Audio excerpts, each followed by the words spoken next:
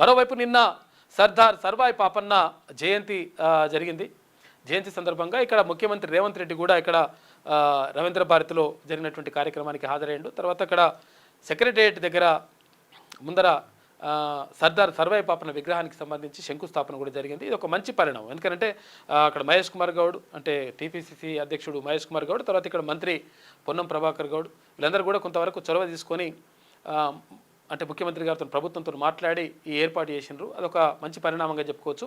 అయితే ఈ సభ సందర్భంగా రవీంద్ర భారతిలో జరిగినటువంటి సభ సందర్భంగా టీపీసీసీ అధ్యక్షుడు మహేష్ కుమార్ గౌడ్ ఒక మాట మాట్లాడాడు. ఇవన్నీ కూడా చేయడానికి కారణం ఏంటి అంటే ఇక్కడ ముఖ్యమంత్రి రేవంత్ గౌడ్ అని చెప్పేసి మాట్లాడాడు. రేవంత్ గౌడ్ అని ఎందుకు మాట్లాడుతున్నా అంటే బీసీలకు మంచి చేయాలనేటువంటి ఆలోచన ఉన్నది. తర్వాత బీసీల్లో ఒకటిగా ఉంటున్నాడు రేవంత్ రెడ్డి. అటువంటి ఆలోచనతోటి ముందుకెళ్తా ఉన్నాడు కాబట్టి ఆయన నేను గౌడ్ అని సంబోధిస్తున్నా అని చెప్పేసి ఇక్కడ మహేష్ కుమార్ గౌడ్ అన్నాడు. ఆ తర్వాత ముఖ్యమంత్రి మాట్లాడుతూ నన్ను గౌడ్లో చేర్చుకున్నందుకు నాకు సంతోషం. తర్వాత మన ముదిరాజులకు మంత్రి పదవి ఇస్తే ముదిరాజులు నన్ను వాళ్ళ కులంలో ఒకటిగా చూసుకుంటా ఉన్నారు. అటు దళితులు కూడా అంటే దళితులకు సంబంధించి వాళ్ళకు మంత్రి పదవులు రావడంతో వాళ్ళు కూడా మాకు దళిత ముఖ్యమంత్రి ఎట్లుంటుందో ఉంటే ఎలా ఉంటుందో పరిపాలన మీరుంటే అలాగే ఉందని చెప్పేసి దళితులు కూడా మాదిగ బిడ్డలు అనుకుంటా ఉన్నారు. కాబట్టి నాకు చాలా సంతోషంగా ఉందని చెప్పేసి ఇట్లా ముఖ్యమంత్రి మాట్లాడాడు. సరే, ఏది ఏమైనప్పటికీ ఒక మంచి పరిణామం అయితే చోటు చేసుకుంది సర్దార్ సర్వాయి పాపన్న.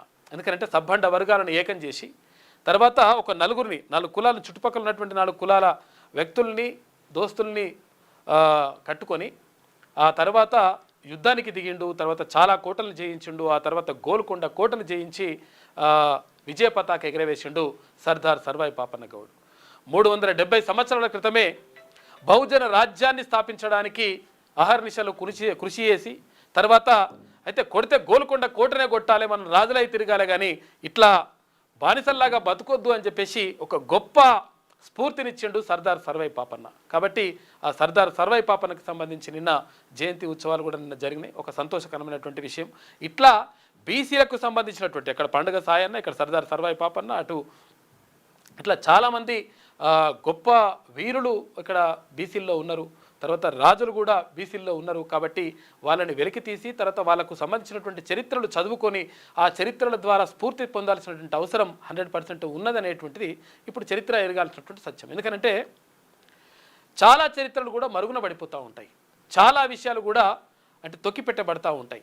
ఎందుకంటే గతంలో ఇక్కడ నిజాం అంటే పరిపాలనలో ఉన్నప్పుడు కొంతవరకు మంచి జరిగినప్పటికీ రజాకర్ల ఆగడాలకు సంబంధించినటువంటి అంశాలు ఎక్కడ కూడా పాఠ్యాంశాల్లో మనకు కనిపించవు. ఇష్టం వచ్చినట్టుగా వాళ్ళు రజాకర్ల ఆగడాలతోటి మొత్తం రకరకాలుగా హింసించినటువంటి పరిస్థితులను కూడా చరిత్ర తొక్కిపెట్టేసింది. కాబట్టి ఇటువంటి అంశాలను సమయం వచ్చినప్పుడు అవన్నీ కూడా బయటకు వస్తూ ఉంటాయి. అట్లనే కొంతమంది వీరుల చరిత్రలు బయటకు వస్తూ ఉన్నాయి. బయటికి తీసుకురావాల్సిన అవసరం ఉన్నది. క్యూనూస్ కూడా ప్రయత్నం చేస్తూ ఉంది. వారి కుల చరిత్రలను తీసుకురావడం ద్వారా కులాలకు ఉన్నటువంటి ఔన్నత్యాన్ని కులాలకు ఉన్నటువంటి గొప్పతనాన్ని తీసుకురావడం ద్వారా ప్రజల్లో ఒక చైతన్యాన్ని తీసుకురావాలి. వాళ్ళకున్నటువంటి గొప్పతనాన్ని మేము మాకున్నటువంటి చరిత్ర గొప్పది అని చెప్పేసి అనుకోవాలనేటువంటి ఉద్దేశంతో అది కూడా తీసుకురావడం జరుగుతుంది క్యూనూస్ ద్వారా. కాబట్టి వీరుల చరిత్రలకు సంబంధించి 100% వాళ్ళ చరిత్రను స్ఫూర్తిగా తీసుకొని 100% రాజ్యాధికార దిశగా ముందుకెళ్లాల్సిన అవసరం 100% ఉంటుంది.